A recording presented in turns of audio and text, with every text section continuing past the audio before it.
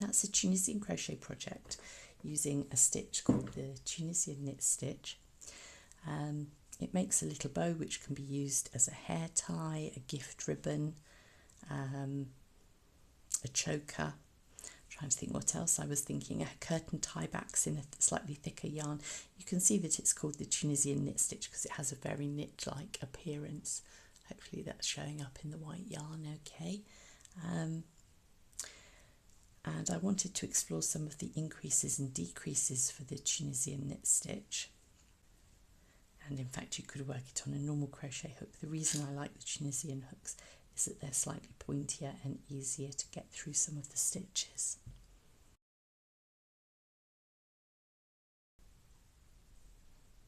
Yeah, that's better. 3, 4, 5, 6, 7, 8 and 9. So now the loop on the hook counts as the first stitch in this first chain, and then I'll be working into the back bumps of each chain to pull up the others and being careful not to pull them too tight. 1, 2, 3, 4, 5, 6,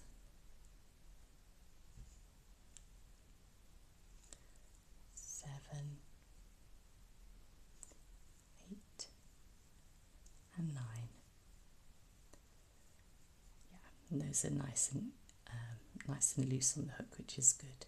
So with Tunisian crochet you pull a loop on the hook through one stitch at the end of the row to start the return pass, and then through 2 loops on the hook for the remainder of the return pass. And that will give our 9 stitches. And once we've got the stitches made, we can then look at the stitches in our forward pass. So that's just a row of plain Tunisian simple stitch. If we want now to start making the Tunisian knit stitch, including the increases and decreases, we're going to start by working through the center of those stitches. That one there and that one there, and pulling the yarn through.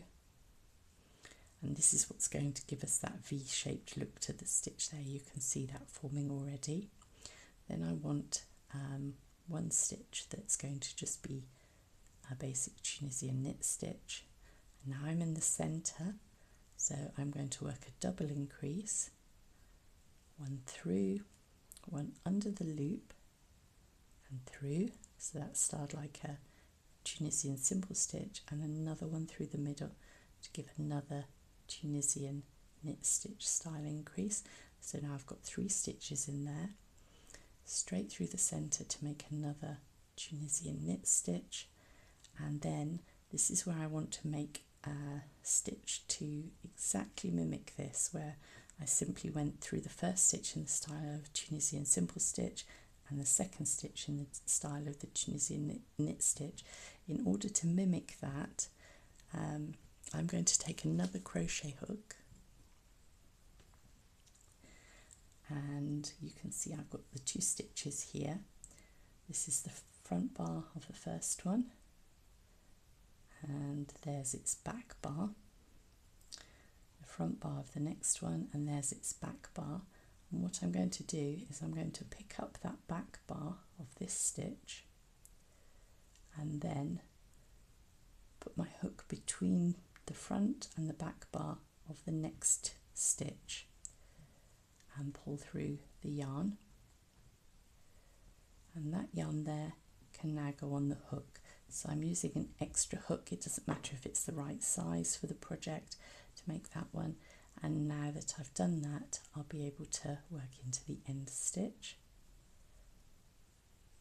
and then I'm going to work the return pass, so through 1 loop and then through 2 loops towards the end, and then we'll take a look at those 2 stitches and see if they're mirrored.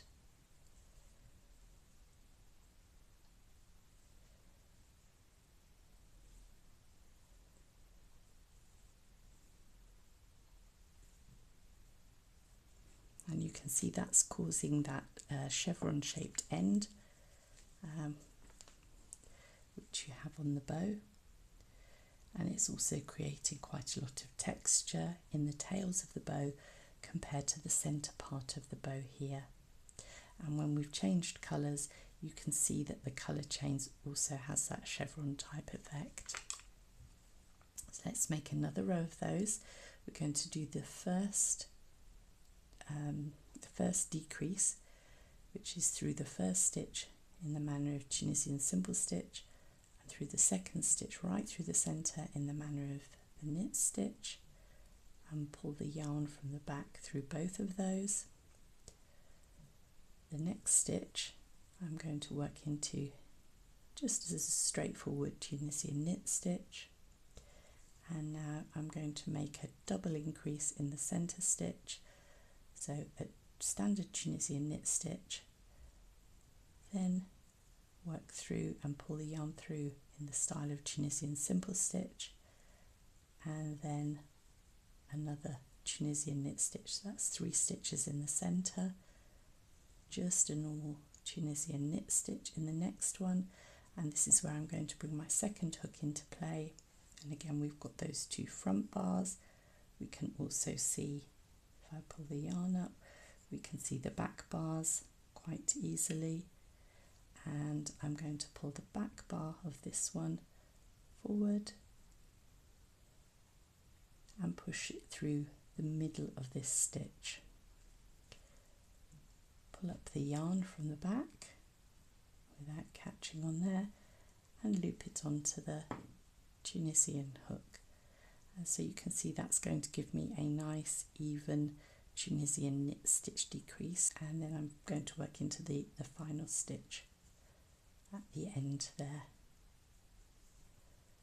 and then start removing the yarn through 1 loop, through 2 loops, and we can start to see that we've got a nicely matched increase at both ends. So we've got that knit stitch look even in our decreases there, because we've mirrored how they work.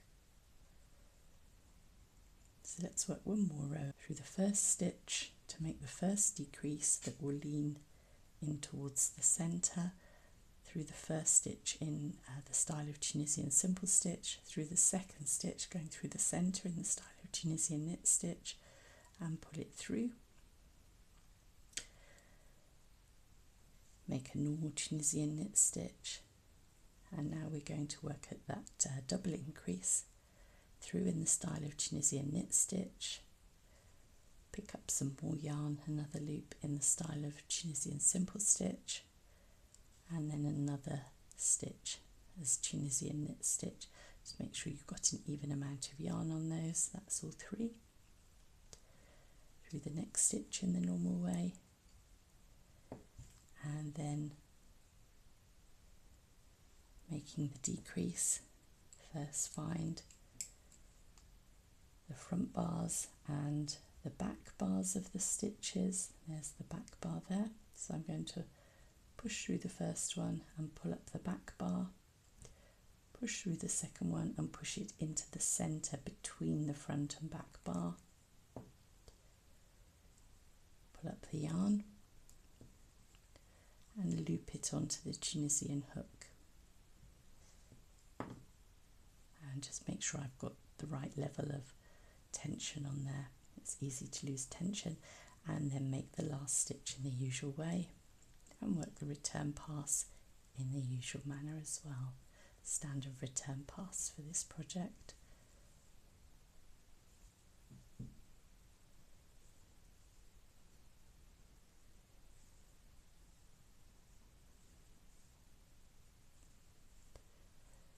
And that's how we do the increases and decreases for the Tunisian bow band, and you can see that the decrease looks the same on both sides. It's a mirror image there. I seem to have lost the tension slightly at that point, but other than that, you've got that nice Tunisian knit stitch look all the way through there, and you've got the stitches working out underneath the decrease there from the increase at the centre. So that's the increases and decreases for the Tunisian bow band.